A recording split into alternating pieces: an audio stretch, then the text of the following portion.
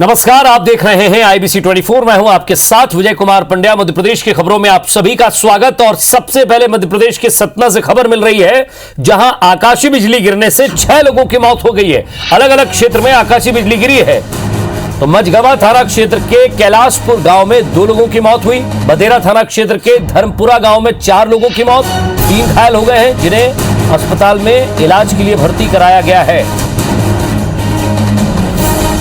मृदुल पांडे हमारे संवाददाता हमारे साथ जुड़ गए हैं। मृदुल, ताउते तूफान का असर यहां भी देखा जा रहा है। बारिश की संभावना जताई जा रही थी मौसम विभाग के द्वारा, और आज आकाशीय बिजली गिरी और 4 लोगों की मौत हुई है। बिल्कुल, बीते 48 घंटे से लगातार यहाँ बारिश का दौर जारी है, लेकिन इस यह दुखद घटना भी सामने आई है, जिसमें आकाशीय बिजली गिरने से तकरीबन 6 लोगों की यहाँ मौत हो चुकी है। ये आपको बता दूं कि कैलाशपुर एक गांव है जो कि मझगवा थाना अंतर्गत आता है। वहाँ पे तकरीबन 2 लोगों की मौत हुई है। वहाँ पे ये 2 लोग अपने घरों से घर का जानवर खो जाने के कारण उसे निकले हुए थे। वहीं दूसरे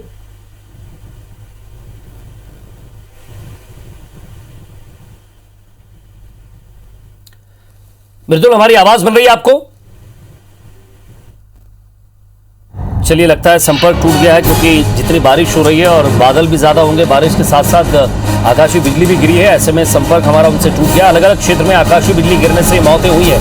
6 लोगों की मौत हुई है। अलग अलग इलाके बताए जा रहे हैं। मझगवा थाना क्षेत्र के कैलाशपुर गांव में 2 लोगों की मौत।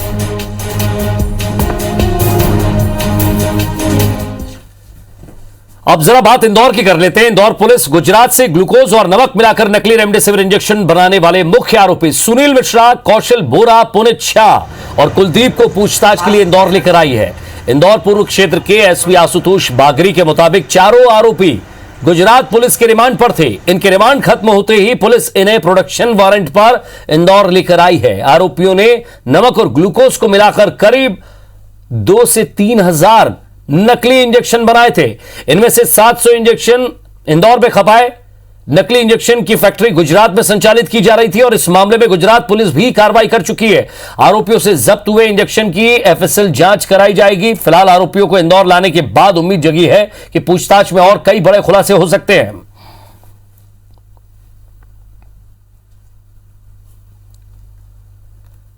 और ऐसी ही कहानी नकली रेमडेसिविर की जबलपुर में भी, जहां नकली रेमडेसिविर कांड के मास्टरमाइंड सरबजीत सिंह मोखा पर आईबीसी 24 के खुलासे का बड़ा असर हुआ है।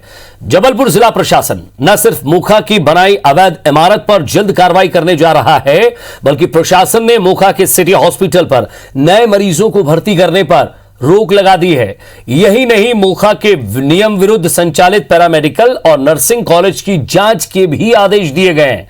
वहीं मोखा का बेटा हरकरण अभी भी पुलिस गिरफ्त से बाहर है। पुलिस उस पर जल्द ही इनाम की घोषणा कर सकती है। अब पुलिस ने मोखा के घर के नौकरों से भी पूछताछ करने का फैसला लिया है। वहीं जांच में एसआईटी को मोखा के घर से नकली इंजेक्शन को तोड़े जाने के भी पुख्ता सबूत मिले। इस बीच पुलिस रिमांड में सिटी अस्पताल का कर्मचारी देवेश चौरसिया भी लगातार नए खुलासे कर रहा है, जिसके आधार पर ही पुलिस अपनी तफ्तीश को आगे बढ़ा रही है। फाइल तो कभी बंद हुई नहीं है, और किसी भी चीज़ की फाइल कभी बंद नहीं होती है। जहाँ तक मुझे संज्ञान में है, ये जो है इसकी अपील के रूप में ये शायद दर्ज है, और एसडीएम के पास इसकी अपील गई है। तो ये एसडीएम अभी चूँकि कोरोना में व्यस्त हैं, तो इसके शायद अभी केसेस वगैरह जो है हियरिंग नहीं कर पा रहे हैं, लेकिन उसको फास्ट ट्रैक में हियरिंग करके उसका निराकरण करेंगे। जो शीशियाँ हैं वो कहीं नष्ट की गई है, इस बारे में सबूतों को मिटाने के बारे में कुछ तथ्य सामने आए हैं। तो इस बारे में जो भी इनके यहाँ और भी व्यक्ति जो सर्वेंट हैं उनसे भी पूछताछ आज करेंगे। उस आधार पर जो भी आएगा अगर इन कार्रवाई की जाएगी।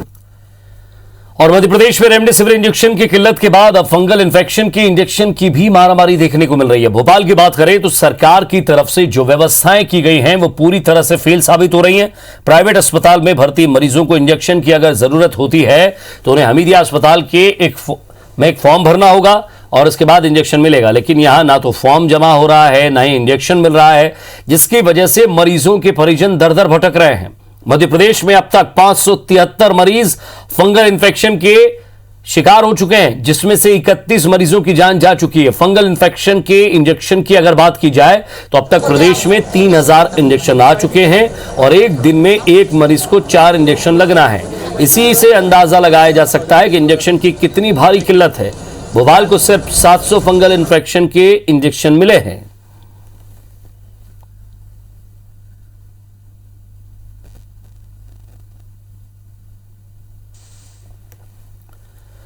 और मध्य प्रदेश में ऑक्सीजन की कमी से हो रही कोरोना मरीजों के मौत के बाद भी सरकार ये मानने को तैयार नहीं है कि मौतों की वजह ऑक्सीजन की कमी है। सरकार ने जबलपुर हाईकोर्ट में जो जवाब पेश किया है वो चौंकाने वाला है, क्योंकि उसमें सरकार ने ऑक्सीजन की कमी से एक भी मरीज की मौत होने की बात नहीं मानी। कोरोना आपदा मामले में सुनवाई करते हुए हाईकोर्ट ने यह पाया था कि प्रदेश में अस्पतालों की ऑक्सीजन की किल्लत से 87 मरीजों की मौत हुई है। इस पर कोर्ट ने राज्य सरकार से सभी जिलों में ऑक्सीजन की कमी से हुई मौतों पर एक विस्तृत रिपोर्ट मांगी थी।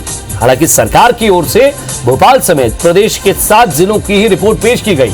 वहीं इस जवाब पर कोर्ट मित्र नियुक्त किए गए वरिष्ठ अधिवक्ता नमन नागरथ ने ऐतराज जताया है।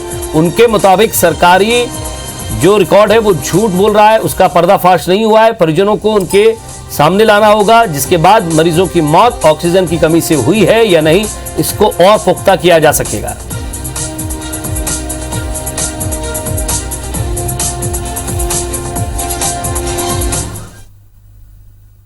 हाईकोर्ट ने अपने आदेश में उन जिलों का, अस्पतालों का और जो पेशेंट्स मरे थे उनकी संख्या भी दी है। सरकार ने हलफनामा प्रस्तुत किया है हाईकोर्ट में, जिसमें उन्होंने उस जिले के सीएमएचओज का प्रमाण पत्र लगाया है, और वो जो पत्र है उसमें ये कहता है कि ये जो मरीज की मौत हुई है ये ऑक्सीजन की कमी से नहीं हुई, ये गंभीर मरीज थे और इलाज के दौरान वैसे मरे हैं।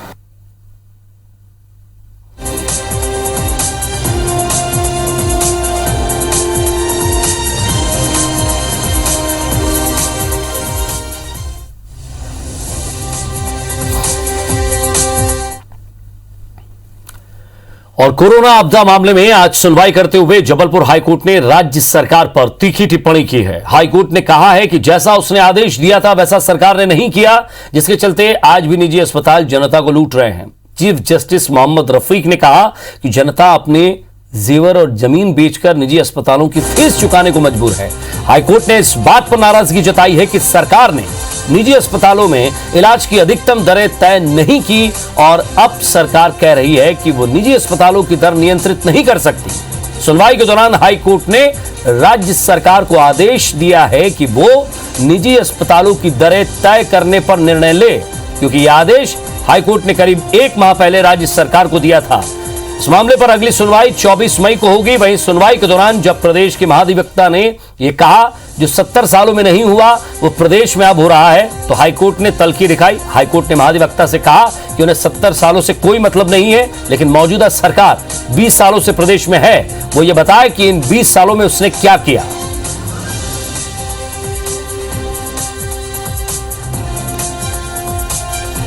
चलिए और ज्यादा बातचीत के लिए हमारे संवाददाता विजेंद्र पांडे हमारे साथ जुड़ गए। विजेंद्र, कोर्ट ने जिस तरह की तीखी टिप्पणी की है, स्वाभाविक सी बात है कि सरकार का पक्ष रखने के लिए महाधिवक्ता को भी कम से कम 2 बार सोचना पड़ा होगा कि क्या जवाब दें, कैसे जवाब दें, क्योंकि लगातार सरकार से हर मसले पर कोर्ट पूछ चुकी है, शायद उन तक मेरी आवाज नहीं पहुंच रही है। विजेंद्र से हम एक बार फिर से जुड़ने की कोशिश करेंगे।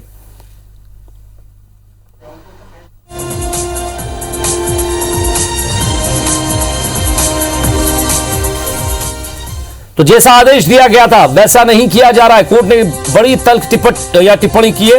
कोरोना आपदा मामले में हाईकोर्ट में आज सुनवाई हुई।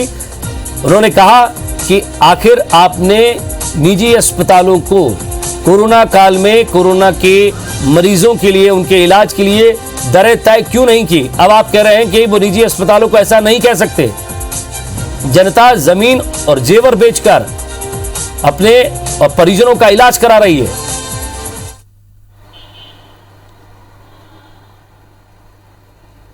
तो महाधिवक्ता की तरफ से यह कहा गया कि सर जो आपदा चल रही है वो 70 सालों में पहली बार आई है। उन्होंने कहा, कोर्ट की तीखी टिप्पणी है कि 70 सालों से उन्हें कोई लेना देना नहीं है। पिछले 20 सालों से जो सरकार अभी है वो काम करते आ रही है, उसने 20 सालों में जनता के लिए क्या किया। एक बार फिर से हमारे संवाददाता हमारे साथ जुड़ गए।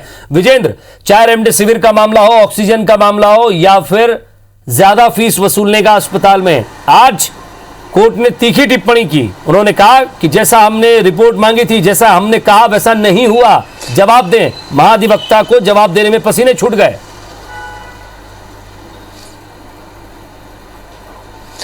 बेशक विजय, आज कोरोना आपदा मामले पर स्वतः संज्ञान सहित तमाम याचिकाओं पर हाईकोर्ट में सुनवाई की गई और तीखी टिप्पणियां हाईकोर्ट की ओर से मुख्य न्यायाधीश की डिवीजन बेंच की ओर से की गई और कोर्ट ने ये कहा कि लगातार जनता एक तरह से अपनी जेवर जमीन बेचकर निजी अस्पतालों के ऊंचे महंगे बिल चुकाने का मजबूर है, लेकिन जनता लुट रही है। जनता का दर्द हमारा दर्द भी है, ऐसा मुख्य न्यायाधीश ने कहा। ओपन कोर्ट में ये टिप्पणी की और साथ ही साथ ये कहा कि जैसा आदेश सरकार को हाईकोर्ट की ओर से दिया था वैसा उस आदेश का पालन नहीं किया गया। यही वजह है कि आज भी निजी अस्पताल एक तरह से मरीजों को लूट रहे हैं।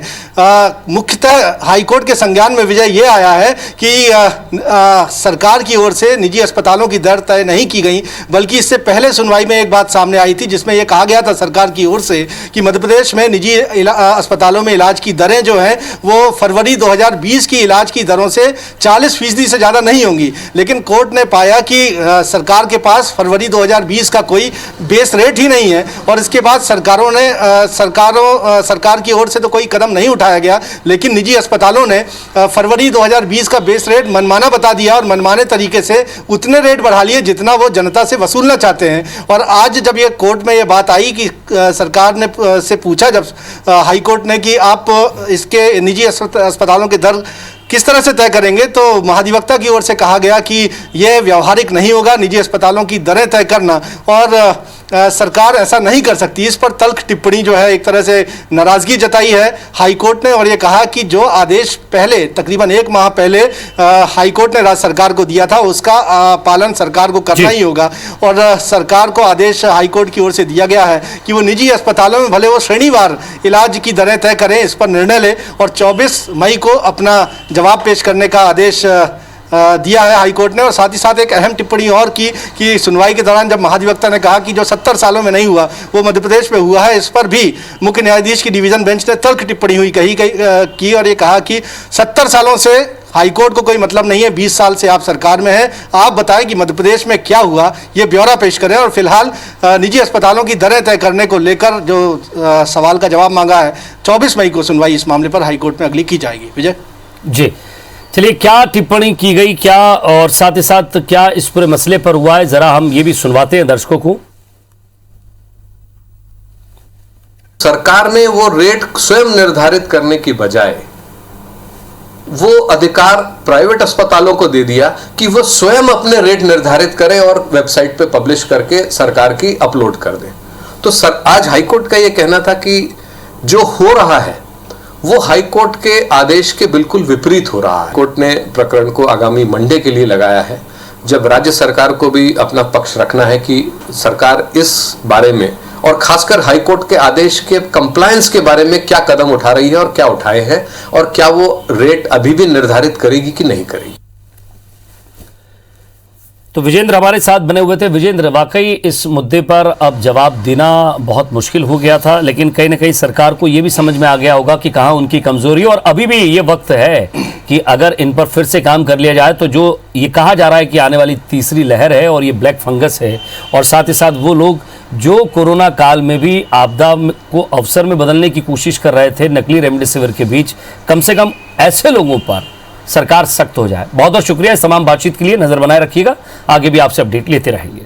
इधर गौमूत्र को लेकर मध्य प्रदेश में सियासत थमने का नाम नहीं ले रही है। भोपाल सांसद साध्वी प्रज्ञा ने गौमूत्र से कोरोना नहीं होने की बात कही थी, जिसके बाद पूर्व मंत्री पीसी शर्मा ने एक पत्र के साथ गौमूत्र की शीशी केंद्रीय स्वास्थ्य मंत्री हर्षवर्धन को भेजी है। अपने पत्र में पीसी शर्मा ने साध्वी प्रज्ञा के गौमूत्र पीने के कोरोना न होने वाले बयान पर सवाल उठाए। पत्र में उन्होंने पूछा कि डीआरडीओ और आईसीएमआर ने क्या वैज्ञानिक तौर पर यह मान लिया है कि गौमूत्र से कोरोना का इलाज हो सकता है। पीसी शर्मा ने अपने पत्र में लिखा है कि क्या केंद्र के स्वास्थ्य विभाग और मध्य प्रदेश के स्वास्थ्य विभाग ने यह तय कर लिया है कि अब कोरोना और ब्लैक फंगस का इलाज ऑक्सीजन, रेमडेसिविर, इन्फोटेरेसिन बी इंजेक्शन से न होकर गौमूत्र से होगा? क्या वैक्सीन लगवाने की आवश्यकता नहीं होगी? आपको बता दें कि सांसद प्रज्ञा ठाकुर ने कहा था कि रोज गौमूत्र का सेवन करती हैं और यही कारण है कि उन्हें आज तक कोरोना नहीं हुआ। ये तरह तरह के जो बयान आ रहे हैं भारतीय जनता पार्टी के नेताओं के, चाहे प्रज्ञा ठाकुर जी के या उषा, ये बता रहे हैं कि केंद्रीय सरकार मोदी जी फेल हो गए इलाजों में। ये बता रहे हैं कि मध्य प्रदेश के मुख्यमंत्री शिवराज जी फेल हो गए, इसलिए ये जो उपाय हैं वो लोग जो बता रहे हैं वो किया जाना चाहिए। मेरा तो इन दोनों से एक ही कहना है कि किसी कोरोना वार्ड में घूम के आए, फिर गौमूत्र और फिर ये हवन की बात करें। मध्य प्रदेश के पूर्व सीएम दिग्विजय सिंह ने सीएम शिवराज सिंह चौहान को पत्र लिखा है, जिसमें उन्होंने कहा है कि किसानों के पास फसल के लिए अपने खेतों को तैयार करने और खाद बीज की व्यवस्था के लिए महज 1 महीना बचा है। ऐसे में रासायनिक उर्वरक को सरकारी समितियों के जरिए सीधे किसानों तक घर पहुंचाने की व्यवस्था या किसानों तक पहुंचाने की व्यवस्था होनी चाहिए। आपको बता दें कि एमपी में फरवरी 2021 में खाद की एक बोरी 1200 रुपए में बिक रही थी, जिसकी कीमत मई महीने में अचानक 1900 रुपए हो गई। कई कंपनियों ने इस कीमत पर भी खाद की आपूर्ति से हाथ खड़े कर लिए। हालांकि कंपनियों से सरकार ने कम कीमत के दौरान ही 1 लाख टन डीएपी और 10,000 टन एनपीके खरीद लिया था, लेकिन जरूरत 10 लाख टन से ज्यादा की है। भोपाल में निजी अस्पतालों में आयुष्मान योजना के हितग्राहियों से भी शुल्क वसूलने की शिकायत लगातार सामने आ रही है। पिछले दिनों चिराई अस्पताल में मरीज का इलाज आयुष्मान योजना के तहत नहीं होने के मामले के बाद यह मामला सामने आया। शहर में हफ्ते भर में मरीज और अस्पतालों के बीच विवाद की 200 शिकायतें मिली हैं। इस पूरे मामले पर सीएमएचओ का कहना है कि हमें जो भी शिकायतें मिल रही हैं, स्वास्थ्य विभाग और जिला प्रशासन की टीमें मिलकर काम कर रही हैं।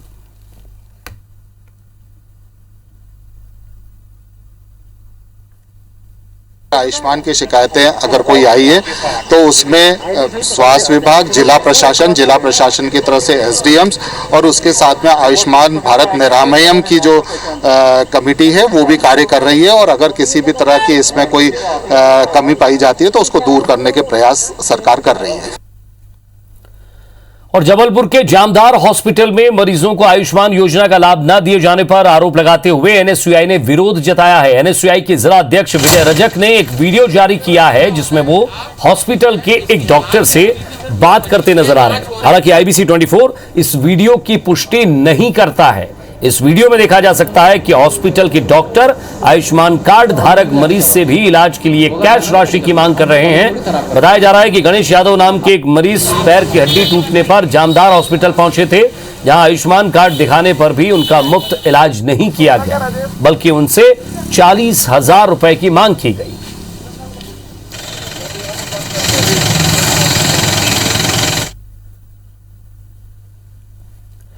और इंदौर के अहमदाबाद अस्पताल में नवजात शिशु के पैर और अंगूठे को चूहे के कुतर लेने के मामले में प्रबंधन ने कार्रवाई की है। इस मामले में पीडियाट्रिक्स यूनिट की नर्स ज्योति पाल को सस्पेंड कर दिया गया है।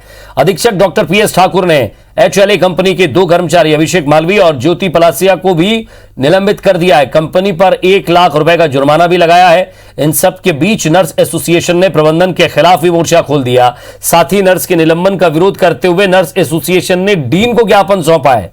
एसोसिएशन का कहना है कि 2015 में चूहे मारने के लिए प्रशासन ने करोड़ों रुपए खर्च किए थे और अब शासन की कमियों को नर्सेस पर थोपकर उन पर कार्रवाई की जा रही है। नर्सिंग एसोसिएशन का कहना है कि नर्स का काम मरीजों को इंजेक्शन लगाना है, दवा देना है, ना कि उनकी सुरक्षा करना। हॉस्पिटल में और भी जिम्मेदार लोग हैं, लेकिन टारगेट केवल नर्सों को किया जाता है। इस मामले में कल कमिश्नर को भी ज्ञापन दिया जाएगा। अगर कोई कार्रवाई नहीं होती है तो 2-2 घंटे का आंशिक विरोध और प्रदर्शन नर्सें करेंगी। ज्योति पाल के साथ में प्रशासन ने कार्रवाई की है, उनको सस्पेंड किया है। हम इसका घोर विरोध करते हैं। कल डीन साहब को हम इसके संदर्भ में एक ज्ञापन सौंपेंगे और अगर हमारी मांगे नहीं मानी तो परसों से 2-2 घंटे का आंशिक विरोध प्रदर्शन किया जाएगा। और इसी के साथ फिलहाल इस बुलेटिन में इतना ही। नमस्कार।